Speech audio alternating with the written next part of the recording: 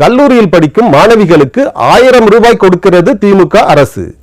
ஆனால் மாணவர்களுக்கு எந்த தொகையும் கொடுப்பதில்லை. இதனால் மாணவர்கள் மத்தியில் கடுமையான எதிர்ப்பு இருக்கிறது திமுகவிற்கு. எந்த ஒரு மாணவனும் திமுகவிற்கு வாக்களிக்க மாட்டான். அப்படிப்பட்ட நிலைமைதான் இப்போது இருந்து கொண்டிருக்கிறது. நாங்கள் தான் சமூக நீதியை காக்கிறோம், எங்கள் தலைவர் கருணாநிதி தான் சமூக நீதியை காத்தார், இடஒதுக்கீடை கொடுத்தார் என்றெல்லாம் வாய்க்கிழிய பேசிக் கொண்டிருக்கிறார் மு.க. ஸ்டாலின். ஆனால் வன்னியர்களுக்கு 10.5% உள் இடஒதுக்கீடு தர மனம் இல்லாமல் இருந்து கொண்டிருக்கிறார் மு.க. ஸ்டாலின்.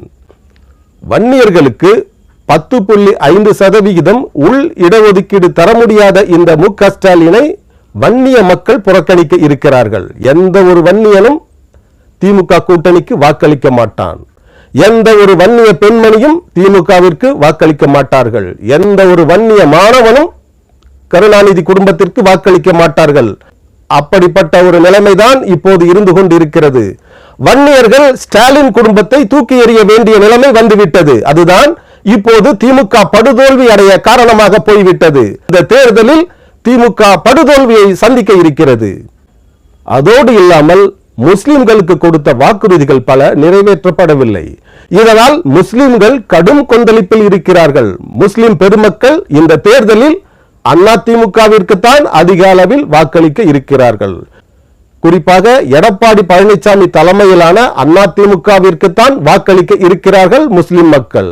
அதனால் முஸ்லிம்கள் ஓட்டும் திமுகவிற்கு இந்த தேர்தலில் கிடைக்க போவது இல்லை. இதுவும் திமுக தோல்வியடைய ஒரு மிகப்பெரிய காரணமாக மாறியிருக்கிறது. இப்போது தமிழக அரசியல் களத்தில், தமிழக அரசியல் வானில் ஒரு புதிய விடிவெள்ளி தோன்றி இருக்கிறது. அது அண்ணாமலை என்கிற வடிவில் உருவாகி இருக்கிறது. பாரதிய ஜனதா கட்சி தான் தமிழ்நாட்டில் புதிய ஒரு கூட்டணியை உருவாகி இருக்கிறது. இந்த கூட்டணியும் பல இடங்களை கைப்பற்ற போகிறது. பிஜேபி பலமான வெற்றியை பெறப்போகிறது இந்த 2024 வருட பார்லிமெண்ட் தேர்தலில். திமுக என்ன நினைக்கிறது? ஸ்டாலின் என்ன நினைக்கிறார்? உதயநிதி என்ன நினைக்கிறார்?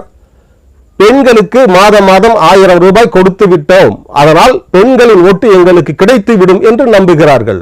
இந்த நம்பிக்கை தான் அவர்களை வீணடித்துக் கொண்டிருக்கிறது. பெண்களுக்கு கொடுத்து கொண்டிருந்த திருமணத்திற்கு தாலிக்கு தங்கம் திட்டம் தூக்கி எறியப்பட்டு விட்டது.